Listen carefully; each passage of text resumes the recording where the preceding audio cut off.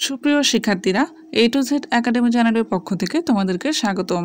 এই পর্বে অষ্টম শ্রেণীর গণিত বিষয়ে বার্ষিক সামষ্টিক মূল্যায়ন পরীক্ষার সংক্ষিপ্ত প্রশ্ন চ থেকে ঠ পর্যন্ত আলোচনা করব। চয়ে বলা হয়েছে x + y = 7a, xy = 12a square হলে x³ + y³ এর মান নির্ণয় করো। তো এখানে যেগুলো দেওয়া আছে x + y = 7a, xy = 12a square, এগুলো লিখব। তারপর x³ + y³ এর মান বের করার জন্য সূত্র বসাবো x + y³ - 3xy * x + y। এরপর x + y এর জায়গায় 7a এবং xy এর জায়গায় 12a স্কয়ার বসাবো। এরপর 7a কে কিউব করলে 196a³ আসবে এবং 3, 12 আর 7 যদি গুণ করি তাহলে 252 আসে। a স্কয়ার আর a গুণ করলে a³ আসে। 196a³ থেকে 252a³ বিয়োগ করলে -56a³ আসবে। 6 বলা হয়েছে মিলা 50,000 টাকা 8% হারে এবং শিলা 42,000 টাকা 10% হারে ব্যাংকে জমা রাখলো। 5 বছর পর কে লাভবান হবে? প্রথমে মিলার ক্ষেত্রে দেওয়া আছে আসল P 50,000 টাকা, মুনাফার হার 8%। তো 8কে 100 দিয়ে ভাগ করব, 0.08 টাকা আসবে। সময় দেওয়া আছে 5 বছর, মুনাফা দেওয়া নাই, বের করতে হবে। আমরা জানি মুনাফা আয় সমান PRN। এখন PRN এর মান বসাবো, মানগুলো গুণ করলে পাবো 20,000 টাকা। এরপর শিলার ক্ষেত্রে দেওয়া আছে আসল P 42,000 টাকা, মুনাফার হার 10%, 10কে 100 দিয়ে ভাগ করব, 0.1 টাকা আসবে। সময় 5 বছর, তাহলে মুনাফা কত? আমরা জানি মুনাফা আয় সমান PRN। তো এখানে আবারও PRN এর মান বসাবো, মানগুলো গুণ করলে পাবো 21,000 টাকা। এখানে আমরা দেখতে পাচ্ছি শিলার মুনাফা বেশি ছিল, তাই শিলা লাভবান হবে। এখন 21,000 থেকে 20,000 বিয়োগ করলে পাবো 1,000 টাকা, তাহলে শিলা 1,000 টাকা লাভ পাবে।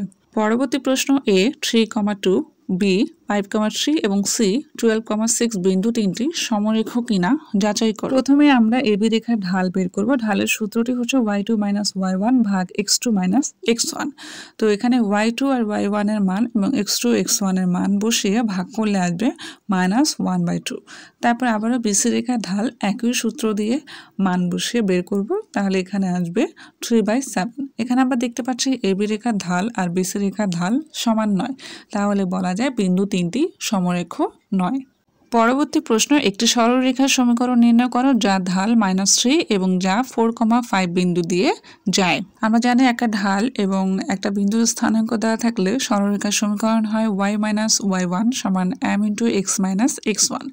এখন আমরা y1 আর x1 এবং m এর মান বসিয়ে আমরা সরল সমীকরণটি বের করতে পারি। তো এখানে আমি -3 এর সাথে x - 4 গুণ করে পাচ্ছি -3x + 12।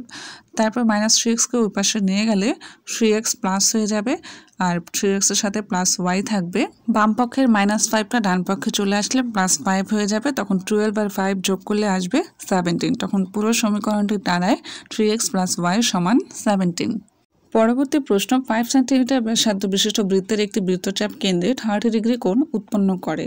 চাপটি দ্বারা সৃষ্ট বৃত্তকলার ক্ষেত্রফল নির্ণয় করো। এখানে দেওয়া আছে বৃত্তের ব্যাসার্ধ r সমান 5 সেন্টিমিটার এবং কেন্দ্রে উৎপন্ন কোণ θ সমান 30 ডিগ্রি। আমরা জানি বৃত্তকলার ক্ষেত্রফল সমান θ/360 ডিগ্রি গুণ πr²। তো থিটার মান 30 ডিগ্রি আমরা এখানে বসাবো এবং পাই এর মান আমরা জানি 3.1416।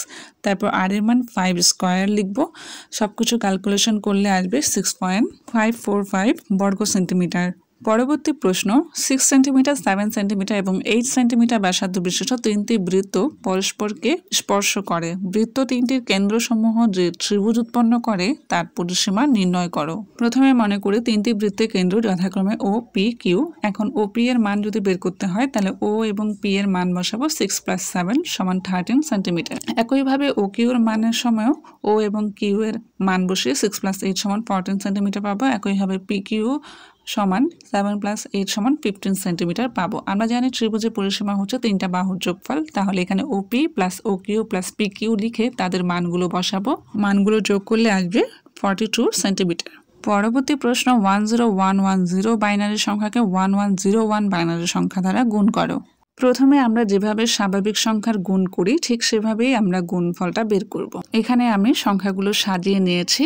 এখন প্রথমে 0 আর 1 গুণ করলে আমরা জানি 0 হবে, 1 এর সাথে 1 গুণ করলে 1, আবারও 1 এর সাথে 1 গুণ করলে 1, 0 এর সাথে 1 গুণ করলে 0, 1 এর সাথে 1 গুণ করলে 1। এরপর স্বাভাবিক সংখ্যার গুণের নিয়ম অনুযায়ী নিচে একটা 0 দিয়ে নামবো, তারপর 1 এর পাশের সংখ্যা 0 এর সাথে সবগুলো গুণ করব। তাহলে 0 গুণ 0 0ই হবে, 1 গুণ 0 0, আবারও 1 গুণ 0 0, 0 গুণ 0 0, 1 গুণ 0 0। এরপর 3টা 0 দিয়ে নিচে নামবো।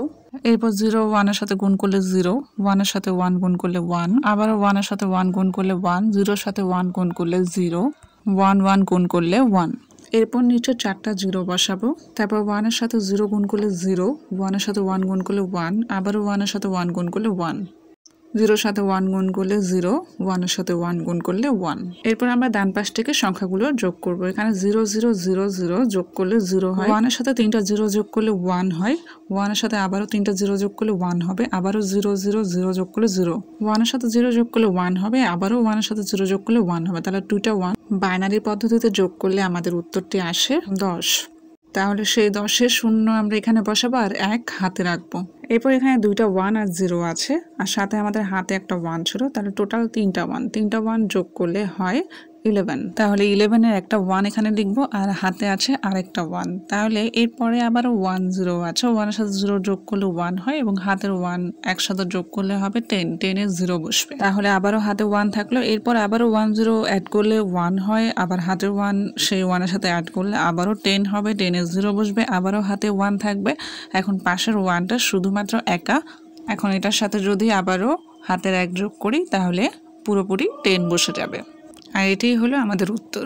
পরবর্তী প্রশ্নতে নিচের সারণী থেকে প্রচুরক নির্ণয় করতে বলেছে। তো এখানে গণসংখ্যা হচ্ছে সর্বোচ্চ 52, যেটা 31 থেকে 40 শ্রেণীতে আছে। তো এখানে প্রচুরক শ্রেণীতে তাহলে হচ্ছে 31 থেকে 40। তাহলে মধ্যক শ্রেণীর নিম্ন সীমা L হচ্ছে 31, তারপর F1 52 থেকে 26 বিয়োগ করে বের করব, F2 52 থেকে 50 বিয়োগ করে বের করব, তারপর H হচ্ছে ব্যবধান, সেটা হচ্ছে 10। তারপর আমরা সূত্র বসাবো, সূত্র অনুযায়ী মানগুলো বসাবো, মানগুলো বসিয়ে ক্যালকুলেশন করলে আমরা উত্তরটি পেয়ে যাব। এই ছিল আজকের পর্ব। পরবর্তী ভিডিওগুলো পেতে আমাদের চ্যানেলটি সাবস্ক্রাইব করুন। ধন্যবাদ।